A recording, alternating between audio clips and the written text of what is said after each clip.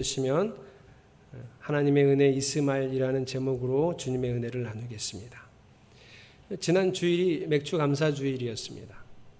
이렇게 절기를 보낼 때마다 제가 좀 아쉬운 건 제가 설교를 본문을 제가 정하지 않고 목사님들하고 모임을 하면서 이번엔 성경 어디를 하자 그러면 그 성경을 가지고 1장부터 순서대로 이렇게 본문을 정하고 있습니다. 제가 이렇게 설교 본문을 정하기로 한 것은 서론에서도 한 반 정도까지는 이렇게 안 했거든요. 그냥 제가 읽다가 은혜 받은 데를 가지고 설교를 했었는데 그러다 보니 저도 가끔 감정이 상하거나 제가 생각할 때 성도들이 너무 자기 마음대로 신앙생활을 하거나 이러면 그런 본문을 찾아서 그런 본문을 가지고 해석해서 설교하고 싶은 욕구가 항상 제 마음속에 있습니다.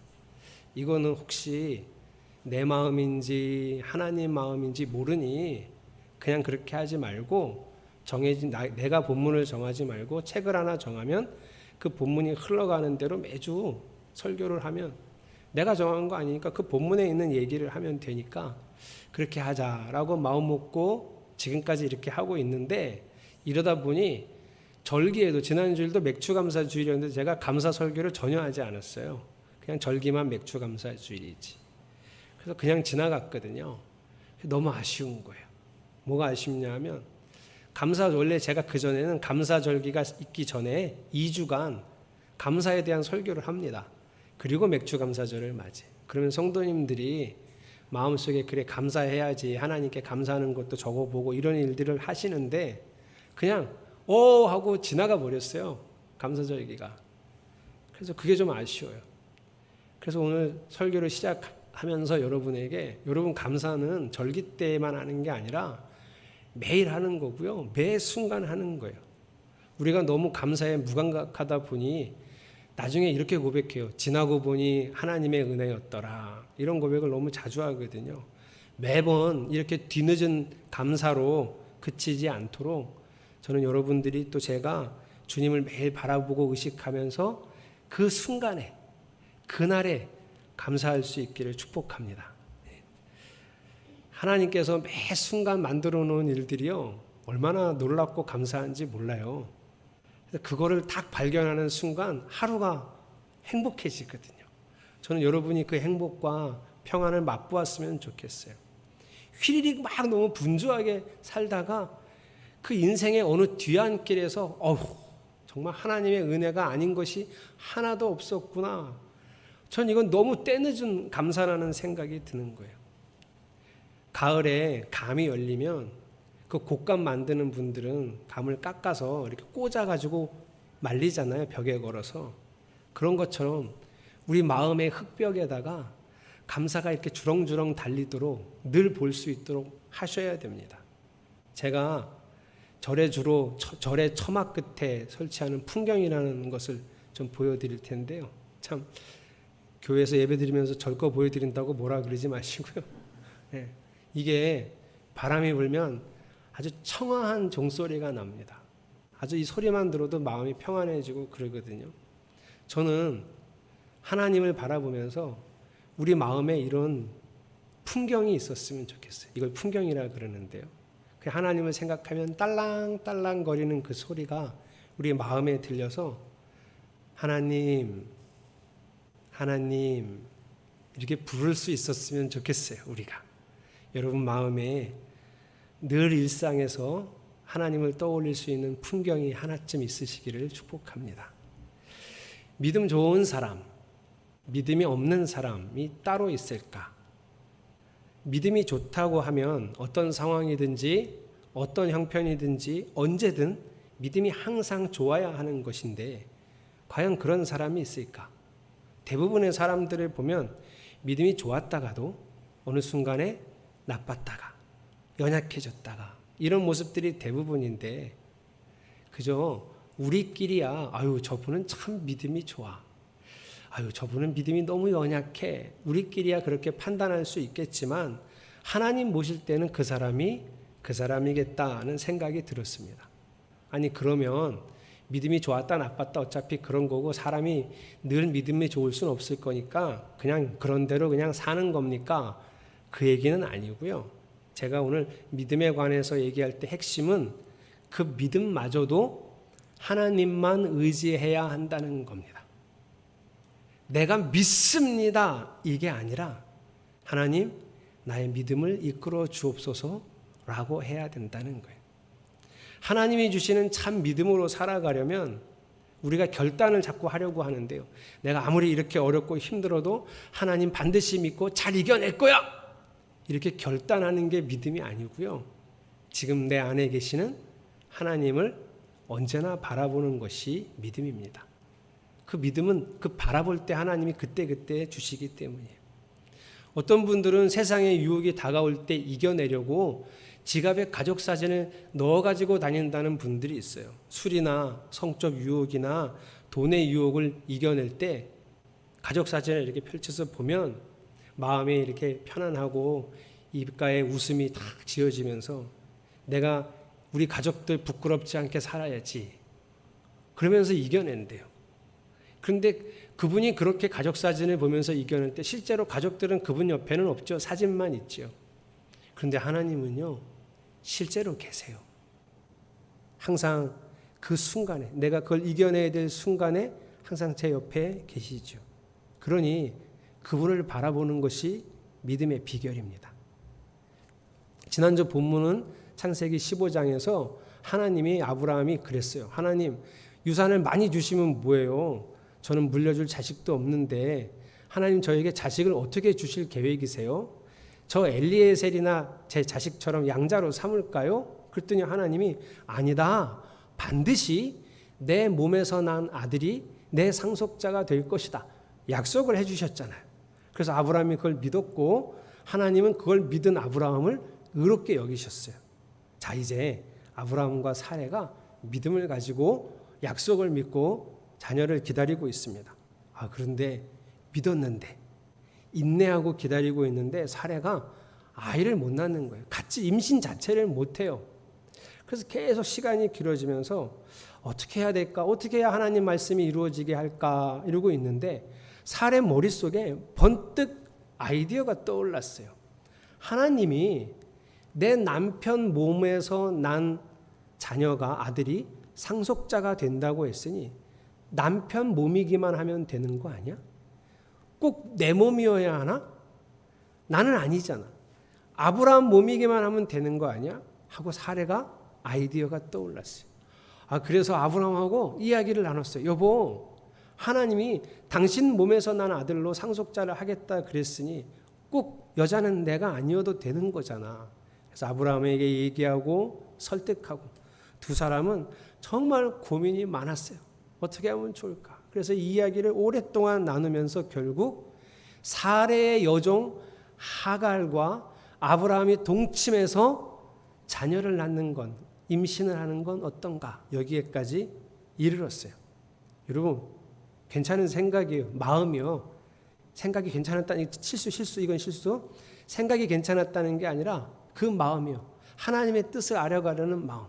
우리가 마치 성경을 보고 기도하면서 그래, 이게 하나님의 뜻일 거야. 우리 그러잖아요. 그리고 한번 해보잖아요. 그런 것처럼 아브라함과 사레가 이 생각을 했어요. 그래서 실행에 옮겼어요. 그런데요, 역시 하나님 뜻이 맞았습니다. 임신을 해버렸어요. 하나님 뜻에 순종하니 일사천리예요. 아브라함과 사레는 우리들의 결정이 잘한 결정이다. 하나님 뜻이 맞았어. 하고 안도했을 겁니다. 그래 잘했어. 그래 잘했어. 서로 위안했어요. 게다가 사례로서는 좀 힘든 결정이었거든요. 자기 남편에게 다른 여자를 주어서 아이를 갖게 하는 건 정말 마음이 너무 힘든 결정이었어요. 그래도 결과가 좋으니 하나님의 뜻이 이루어진 것 같아서 마음의 위로를 얻었어요. 같이 고민하길 잘했다. 같이 대화하면서 하나님의 뜻을 찾아보길 잘했다. 다행이다. 이렇게 여겼어요.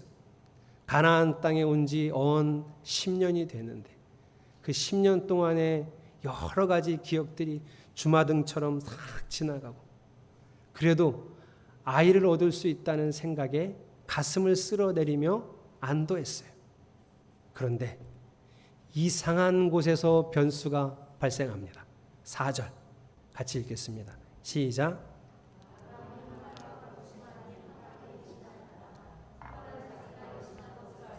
자기의 여주인을 깔보았다. 임신을 해도 종은 종입니다. 하갈이 아이를 낳으면 그 아이는 사레의 소유가 됩니다. 그런데 무슨 생각으로 자기 여주인을 깔보았는지 이게 사레의 감정과 삶을 뒤흔들어 놓았어요. 사레가 이 분노를 참지 못하고 이 감정을 억누르지 못해서 아브라함에게 얘기합니다. 5절 사레가 아브라함에게 말하였다. 내가 받는 이 고통은 당신이 책임을 지셔야 합니다. 나의 종을 당신 품에 안겨 주었더니 그 종이 자기가 임신한 것을 알고서 나를 멸시합니다. 주님께서 당신과 나 사이를 판단하여 주시면 좋겠습니다. 여보, 우리 둘이 함께 얘기하고 함께 마음을 나누고 결정한 일이잖아요. 그래서 임신을 했는데 어떻게 제가 나를 깔보고 무시하고 멸시할 수 있습니까? 당신이 같이 결정한 일이 당신이 책임을 지시오. 어떻게 하면 좋겠소? 이렇게 물어본 거예요. 아니 그런데 이 믿음의 조상이요. 아니 완전히 비겁해요. 읽기도 싫어 6절은. 그래도 제가 읽어는 볼게요. 아브라함이 사레에게 말하였다. 여보, 당신의 종이니 당신 마음대로 할 수 있지 않소. 당신이 좋을 대로 그에게 하기 바라오. 사레가 하갈을 학대하니 하갈이 사레 앞에서 도망하였다. 아이씨. 어쨌든 뭐 아직은 믿음의 조상은 아니니까 이때까지는 그냥 참 우유부단하고 참 비겁한 사람이라는 생각이 들어요. 아니 자기가 이렇게 얘기하면 임신한 하갈은 어쩔 거고 그 안에 아이는 어떻게 할 겁니까? 책임을 져야지. 마음대로 하라니요. 그래서 마음대로 해서 학대해서 도망을 가버렸어요. 참 안타까운 일이에요. 여러분 우리가 아브라함과 사레처럼 최선을 다해서 하나님 뜻을 알고자 했지만 잘못 해석할 수 있어요. 당연히 그럴 수 있죠. 어떤 사안에서는 하나님의 뜻을 알아가는 게 어렵습니다. 그래서 우리 나름대로는 최선을 다해서 하나님 뜻을 따르려고 했지만 막상 그렇게 하다 보니 이게 하나님 뜻이 아닌 경우가 생겨요. 그럴 수 있습니다. 대부분 그래요. 그럼 어떻게 하면 되죠? 하다 보니 아니야. 그럼 어떻게 돼요? 또 그 자리에서 다시 하나님 바라보면서 그 자리로부터 다시 시작하면 그러면 됩니다. 그런데 아브라함과 사레는 그렇게 하지 않은 거예요. 이걸 해결해줘. 이거 아닌가 보다 했으면 다시 하나님 어쩌면 좋을까 이렇게 물으면서 해결했어야죠.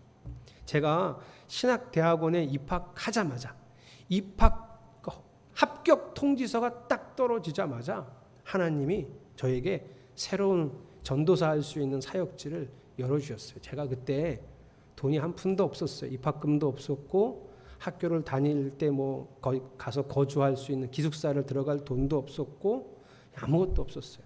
게다가 폐결핵까지 걸려서 몸을 완전히 이렇게 망가지고 그래서 하나님이 길을 확 열어주셨어요. 그래서 아니 그런 대우를 하는 교회가 없는데요. 그 입학금 다 등록금 다 대주고요. 기숙사비 대주고요. 교통비 대주고요. 책값 따로 대주고. 그 당시에 그렇게 전도사를 이렇게 부르는 교회가 없었어요. 그래서 제가 거길 가기로 마음을 먹었어요. 기도하다가. 그런데 그냥 갈 수 없으니 저희 모교회 선배하고 친구한테 내가 지금 상황이 이렇고 기도하면서 마음에 이렇게 하나님 주신 마음으로 내가 어느 교회를 가서 전도사를 해야 되겠다. 이렇게 얘기를 했더니 한사코 저를 말리는 거예요. 안 된다는 거예요. 너가 이 교회에서 자랐는데 적어도 1년은 봉사하고 가지. 목사님이 너 전도사로 써줄 거니까 등록금 해결될 거다.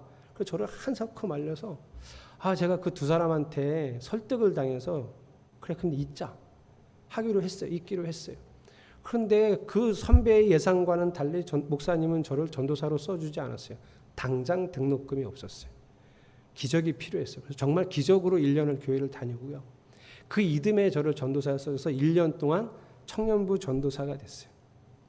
그 2년을 보내면서 제가 하나님께 기도할 때마다 내가 잘못 선택했다는 걸 확실하게 알게 해주셨어요. 하나님이. 내가 하나님이 열어주신 길을 내가 거부했구나. 이걸 확실하게 알게 해주셨어요. 그리고 내가 하나님이 원하는 사역자가 되려면 하나님이 만드시고자 하는 사역자가 되려면 반드시 이 교회를 나가야 한다는 것도 알게 해주셨어요. 근데 이미 전도사를 했어요. 제가 그때 전도사 시작할 때예요. 목사님 저 나가겠습니다. 이럴 수가 없는 상황이죠. 그럼 어떻게 해야 되죠? 그 1년 동안 나머지 전도사 생활하는 1년 동안 그 자리에서 다시 하나님을 바라보고 다시 하나님의 은혜를 구하고 하나님의 길을 따라가면 되는 거죠. 그래서 저는 그 1년을 최선을 다해서 지냈습니다. 그 1년을 잘한 것 같아요. 그 1년을 안 했으면 그때 1년에 제가 그 1년 전도사 할 때 그때 청년이 여기 허정아 집사님하고 저 이진성 집사님이에요. 그때 청년이었어요. 우리 이진성 집사님은 말이 많지 않잖아요. 정말 하나님의 깊은 은혜입니다. 저 사람이 저 그때 그때의 저를 막 얘기하고 다니면 저는 이 교회를 나가야 될 수도 있어요. 주님의 뜻을 따르려고 했던 선택이었잖아요. 그러나 사람의 생각과 내 욕심이 하나님의 뜻과는 다른 선택을 하게 했던 거예요. 그렇다고 잘못 선택했으니까 끝 망했다 이게 아니라 다시 그 자리에서 하나님을 바라보면서 시작하면 돼요. 비록 선택은 잘못하고 제대로 순종하지 못했지만 마음은 어땠어요? 하나님 뜻대로 살고 싶었어요. 잘못 알아들은 것뿐이지. 그런데 아브라함과 사례는 그걸 못한 거예요. 잘못 선택한 게 문제가 아니라 사후에 내가 책임지려고 하고 다시 하나님을 붙들려고 하는 자세가 전혀 없었다는 거예요. 그러니 하갈은 도망을 하게 됐죠. 이제 하갈 어떡하죠? 이게 그냥 하나님이 개입하지 않았으면 하갈은 자기 집으로 가는 길, 이집트 여자거든요. 7절을 보면 수르로 가는 길 옆에 셈에 있었다고 되어 있는데요. 이 수르로 가는 길은 가나안 땅에서 이집트로 가는 길 중간입니다. 광야 지역이고요. 이 여자가 여기서 죽었을 거예요. 그러면 하라 뱃속에 있었던 아기도 죽었을 겁니다. 그래서 하나님의 천사가 나타나세요. 하나님이 개입하시는 거예요. 아브라함과 사레가 못했더니 하나님이 개입하시는 거예요. 그리고 이렇게 불러요. 사레의 종 하가라. 깜짝 놀랐을 거예요. 그렇죠? 모르는 사람이 나타나서 사레의 종이라고 그러고 이름까지 알고 있으니 얼마나 놀랐을까요? 이렇게 물어봐요. 네가 어디서 와서 어디로 가는 길이냐? 이렇게 물어봐요. 저 이 질문 딱 듣자마자 두 가지 장면 떠올랐는데 하나는 아담이 선악과 먹고 숨어 있을 때 하나님이 내가 어디에 있느냐 그랬죠. 저 두려워서 숨었어요. 그랬죠. 또 하나는 가인이 아벨을 죽인 후에 내 아우가 어디 있느냐. 그때 가인은 그랬어요. 내가 아우를 지키는 사람입니까? 이렇게 물어봤잖아요. 그 장면이 딱 떠올랐어요. 하갈은 정말 괜찮은 여자 같아요. 하갈이 뭐라고 그러죠? 지금 8절 읽어보면 8절에 안 나오죠? 9절에 나오죠. 저는 지금 여주인으로부터 도망하고 있는 중. 너무 솔직해. 얼마나 솔직한지 몰라요. 그리고 이 솔직하게 대답한 하갈을 하나님이 보호하시고 그 뱃속에 있는 아이의 일에 대해서 설명해 주세요. 아들을 낳을 건데 이름은 이스마엘이라고 해라. 그리고 내가 그의 후손도 셀 수 없이 많게 해주겠다. 그리고 좀 지키기 어려운 말씀도 하셨어요. 다시 돌아가서 주인에게 복종하면서 살아라. 하갈이 시키는 대로 합니다. 시키는 대로. 여러분 오늘 본문을 읽고서 퍼뜩 이런 생각하시면 곤란해요. 믿음의 사람들이 비록 불순종하고 잘못된 선택을 해도 하나님이 잘 되시도록 보호하시는구나. 이렇게 적용하시면 곤란해요. 마치 하나님을 우리가 저지른 사고 처리반 정도로 생각하시면 안 됩니다. 저는 오늘 이 본문 보면서 정말 마음이 너무 따뜻해졌어요. 여러분 아브라함과 사레가 하나님 말씀에 순종하고 하나님 뜻을 이루고 싶어서 선택한 일이긴 했지만 잘못됐잖아요. 그런데 하나님이 그 마음만 보시고 개입하신 거예요. 하나님 뜻대로 살고 싶다. 하나님께 내 마음 드리고 하나님 말씀을 이루며 살고 싶다. 그 마음만 보시고 개입해 주셨어요. 성도가 제 마음대로 살고 싶어서 사고치고 버려놓은 일을 후속 처리해 주시는 분은 아니에요. 이게 중요해. 전제가 하나님 뜻대로 살고 싶다. 근데 실수했어요. 하나님이 거기 개입하시는 거예요. 그래서 아브라함도 지키고 사레도 지키고 하갈도 지키고 결국은 그 안에 이스마엘도 지키셨어요. 하나님이 정말 너무 따뜻하게 느껴지는 거예요. 그리고 제가 경험한 하나님은 늘 저한테 그러셨어요. 여러분은 아닙니까? 제가 선택을 얼마나 바보같이 했는 일들이 많은지 몰라요. 그런데 늘 그냥 그 마음 하나 보고 그래도 나를 사랑해서 내 뜻대로 살고 싶어서 근데 또 그렇게 잘못했구나. 그러면 하나님이 나를 지금껏 얼마나 많은 사랑과 은혜로 보호하시고 지켜주신지 몰라요. 너무 따뜻하게 느껴졌어요. 하갈도 그랬나 봐요. 그래서 그걸 고백을 해요. 13절 14절 하갈이 이래요. 내가 여기에서 나를 보시는 하나님을 뵙고도 이렇게 살아서 겪은 일을 말할 수 있다니 하면서 자기에게 말씀하신 주님을 보시는 하나님이라고 이름 지어서 불렀다. 여러분 하나님 이름 지어드린 적 있으세요? 얼마나 마음이 따뜻하고 감사했으면 하나님은 이런 분이야 하고 이름을 지었어요. 엘로이. 그냥 보시는 하나님이라고 세 번역은 해석했지만 예전 성경은 감찰하시는 하나님, 저보고 해석하라 그러면 살피시고 보호하시는 하나님. 여기까지 찾아오셔서 살피시고 보호하시는 내 하나님 엘로이. 그 하나님을 만난 장소마저 내 마음에 너무 뜻깊어서 부엘라헤로이라고 셈의 이름까지 지었어요. 이게 해석하기 어려운 건데요. 두 가지로 할 수 있어요. 살아서 나를 보시고 살피시는 하나님의 셈, 혹은 하나님이 살피시고 보호하시는 하나님을 만나고도 살아있는 나의 셈, 이렇게도 할 수 있어요. 어쨌든 너무 감동받았어요. 하갈이. 그리고 실제로 돌아와 자기 주인에게 복종하고 그리고 그 이듬해 이스마엘을 낳았습니다. 이제 마지막 좀 이야기를 하고 싶은데요. 여러분 이스마엘은 어떻게 받아들여야 되죠? 그냥 저는 어렸을 때부터 이런 설교 많이 들어서 참고 기다리면 이삭, 불순종하고 참지 못하고 막 내 마음대로 하면 이스마엘, 이런 제목 설교를 많이 들어서. 근데 이스마엘이 정말 잘못된 열매인가요? 오늘 창세기 16장만 가지고 보면 이스마엘은 하나님이 직접 찾아오셔서 지키시고 낳은 아들이에요. 하나님의 은혜의 상징이라고요. 우리가 금메달만 환호하고 은메달, 동메달은 알아주지도 않는 그 일등주의가 너무 우리 마음속에 있어서 요즘은 좀 그렇지 않지만 드라마 주인공은 중요하게 생각하고 조연은 아무것도 아닌 것처럼 생각하는 그 엘리트주의가 우리 마음에 있어서 이삭은 약속의 아들, 이스마엘은 뭐 저주의 아들 이렇게 생각하실까 봐 제가 말씀드리는 건데요. 이스마엘은 오늘 본문만 다시 생각해 보세요. 정말 하나님의 은혜 아닙니까? 세상에 빛도 보지 못했을 아이예요. 근데 하나님이 찾아가셔서 보호하셨어요. 이름도 지어주셨어요. 하나님이. 비록 그의 후손이 하나님을 버렸지만 그는 창세기 17장에서 아브라함과 함께 할례를 받고 하나님의 백성이 되는 하나님 은혜의 상징이고 열매입니다. 하나님이 얼마나 놀랍고 크신 사랑을 지니셨으며 얼마나 그 사랑을 적극적으로 와서 베푸시는지를 보여주는 상징이 이스마엘이에요.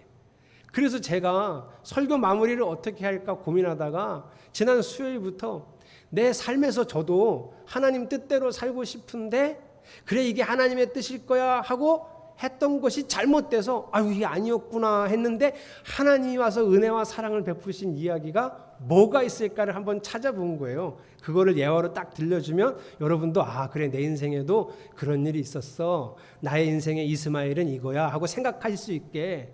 그래서 제가 제 삶을 막 뒤돌아봤더니요. 정말 깜짝 놀랐어요. 제 삶은 거의 다 이스마엘이에요. 저는 제가 열심히 기도하고 하나님의 뜻을 따라서 하나님이 원하시는 길을 선택해서 그 길에 순종하며 살았던 사람이라고, 그러려고 많이 노력했던 사람이라고 생각했는데 이 예화를 들려고 뒤돌아봤더니 거의 대부분이 잘못 선택하고 또 실수하고 또 내 욕심을 따라 선택했고 그게 너무 많은 거예요.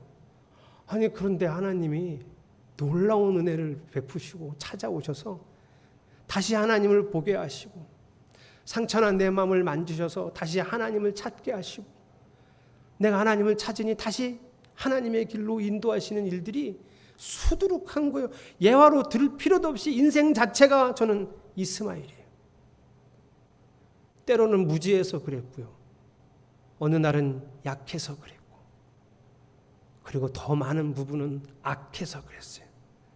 내가 주인되어 잘못된 결정을 했어요.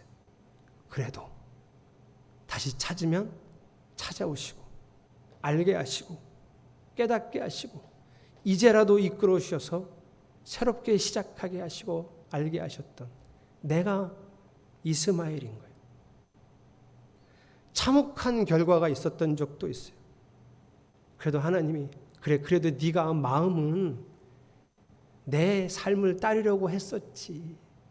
네가 마음은 나를 사랑했지. 그 마음 하나, 그것만 보시고 나에게 풍성한 은혜를 베풀어 주셨어요. 그러니 제 인생은 거의 이스마엘이 맞아요. 그래서 마음에 이런 결심을 하고 글을 적었어요. 하나님, 제 마음의 가장자리에 늘 풍경을 달아놓겠습니다. 그리고 매일 하나님이 주신 은혜가 내 마음에 보여지면 딸랑딸랑 소리를 듣고 이스마엘 같은 제 삶에서도 하나님의 한량없는 은혜가 흐르고 있음을 고백하겠습니다. 제가 설교 후에 부르는 찬양은 되도록이면 새로운 곡은 하지 않으려고 하는데요. 오늘은 신곡을 가지고 왔습니다. 주님의 시선이라는 곡입니다. 그런데 여러분, 이 찬양의 부제는 나는 38년 된 병자입니다. 이 38년 된 병자는 요한복음 5장에 나옵니다. 베데스다 연못에 그는 누워 있습니다. 이 베데스다 연못은 이런 전설이 있어요. 천사가 가끔 와서 물을 휘저어 놓으면 제일 먼저 그때 연못에 들어가는 사람은 어떤 병이 걸렸든지 낫는다. 그런데 거기 38년 된 병자가 누워 있어요. 그는 자기 힘으로 일어날 수도 없고 걸을 수도 없어요. 그래서 천사가 와서 연못을 휘저어 놓으면 그는 절대로 첫 번째로 들어갈 수 없는 사람이에요. 주님이 그를 보셨습니다. 그리고 묻습니다. 네가 낫고자 하느냐?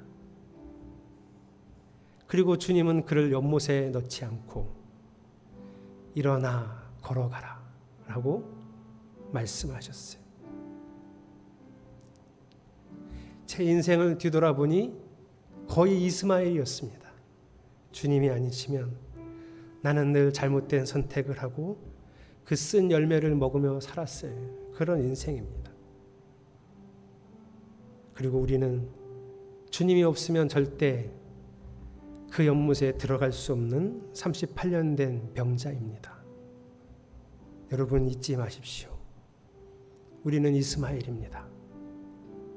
수도 없는 불순종과 수도 없는 잘못된 선택을 그저 주님 사랑하는 그 마음 하나만 보시고 찾아오셔서 우리를 새롭게 하셨던 우리는 이스마엘입니다. 이제부터라도 이스마엘이 아니라 하나님 더 친밀히 주님을 바라보면서 주님이 원하시는 삶을 정말 살고 싶습니다. 이 고백을 주님의 은혜에 감사하며 이 결단의 고백을 이 찬양을 하시면서 하기 원합니다.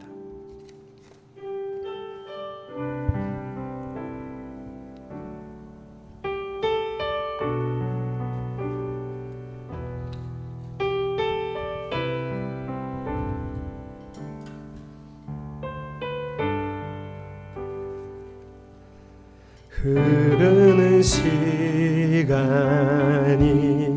한숨만 남기고 반복된 실패 속 지쳐갈 때 내 맘의 소망이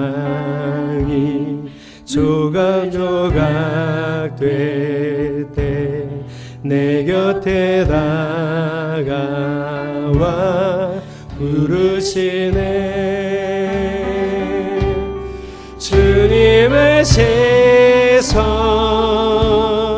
나를 비추시고 상처난 내 맘 만지시네. 말씀하시고 회복해 하시네. 주의 사랑이 다시 살게 하시네. 흐르는 시간이 한숨만 남기고 반복된 실패 속 지쳐갈 때 내 맘의 소망이 눈물 조각 될 때 날 곁에 다 부르시네. 주님의 시선 주님의 시선 나를 비추시고 상처난 내 맘 만지시네.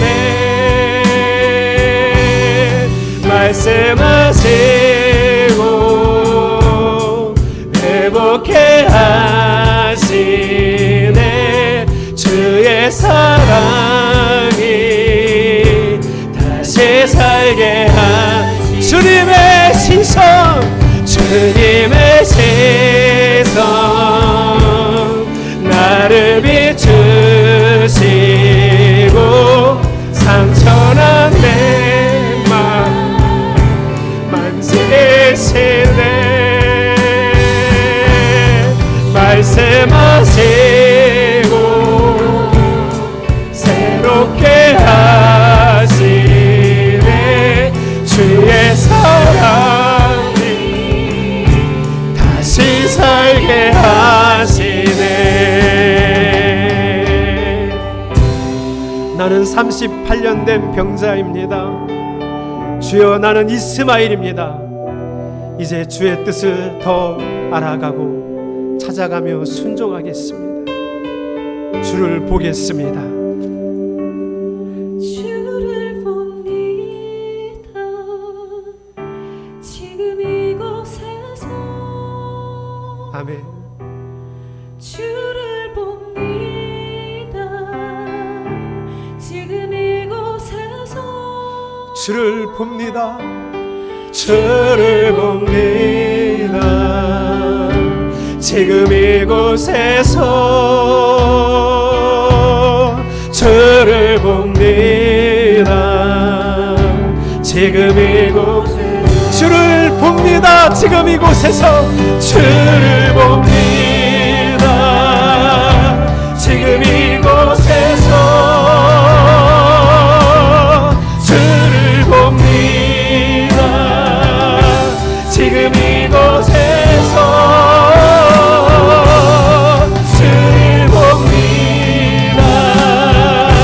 지금 이곳에서 주를 봅니다. 지금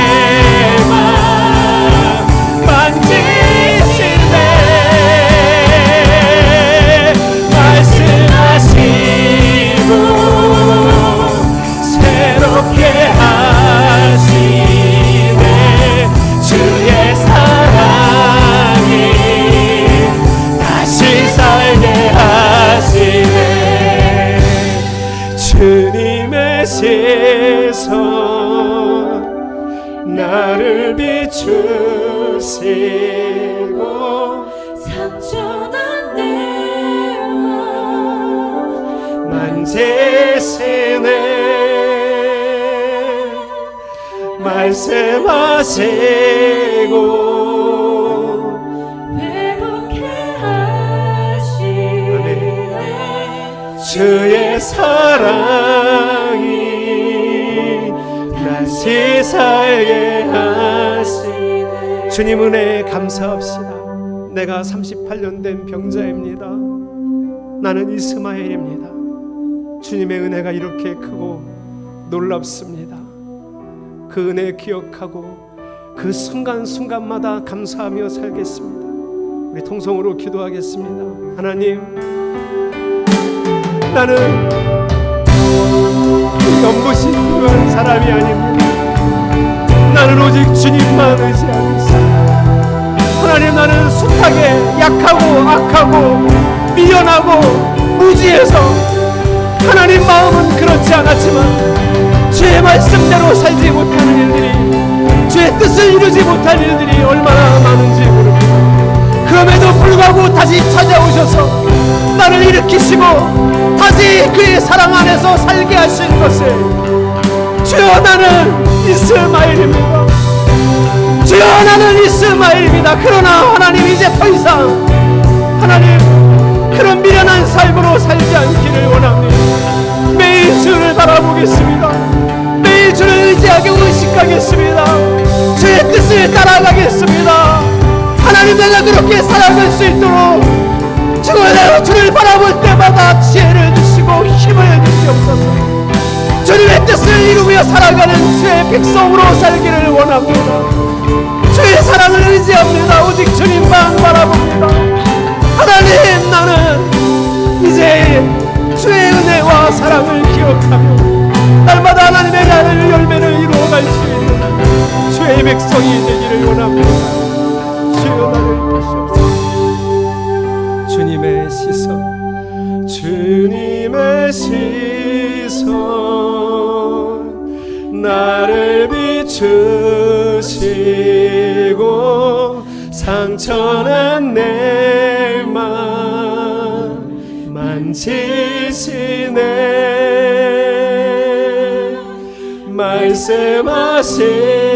말씀하시고 새롭게 하시네 주의 사랑이 다시 살게 하시네. 하나님, 우리는 38년 된 병자였습니다. 우리는 이스마엘입니다. 그러나 주님, 이제는 더 이상 연못을 바라보고 살지 않겠습니다. 그날 그 은혜를 누리며 감사하며 감격하며 살겠습니다. 주여 감사합니다. 얼마나 많은 나의 불순종과 잘못을 오직 그 사랑의 마음 하나만 보시고 지켜주셨는지. 주를 위해 살겠습니다. 주와 더불어 살겠습니다. 예수님의 이름으로 기도드렸습니다. 아멘.